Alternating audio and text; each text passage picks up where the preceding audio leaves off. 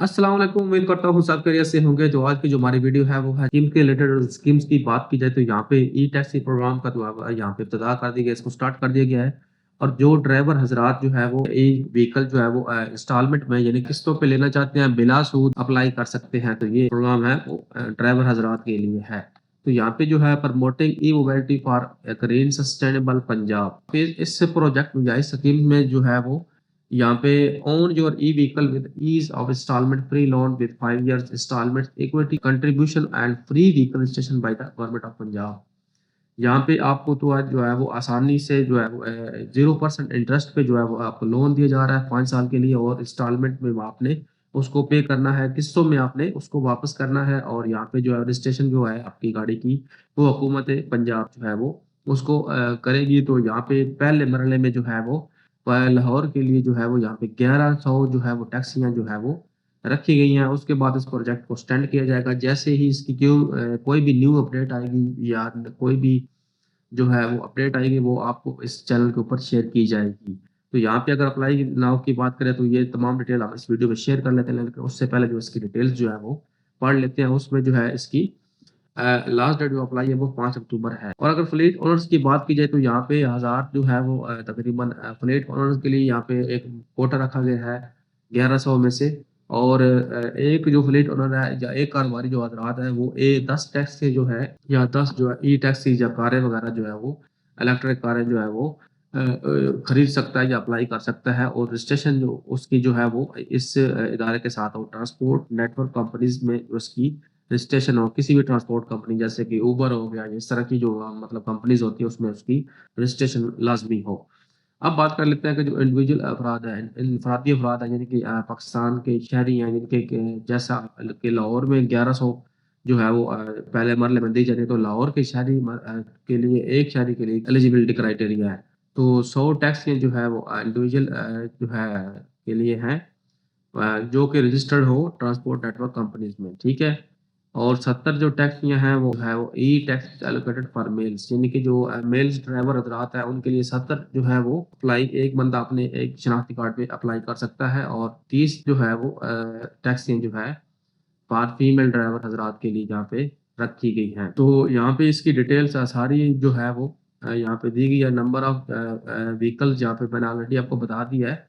और इसकी इंस्टॉलमेंट की अगर बात की जाए तो ये आप 5 साल की आसान किस्तों में अदा करेंगे। अब बात करते हैं कि ये जो एक पॉइंट है यहाँ पे एक 30% equity by the applicant GOBP will be the contribute in the equity by. फर्ज करें आपकी गाड़ी जो है 10 से 50 लाख की है तो आपको उसके ऊपर 40% जो है वो इक्विटी देनी पड़ेगी। यानी कि ना 40% का मुराद ये है कि अगर 50 लाख की है तो आपको उसका 40% यानी कि 4 या 5 लाख पे आपको नकद जो है वो पे करना पड़ेगा।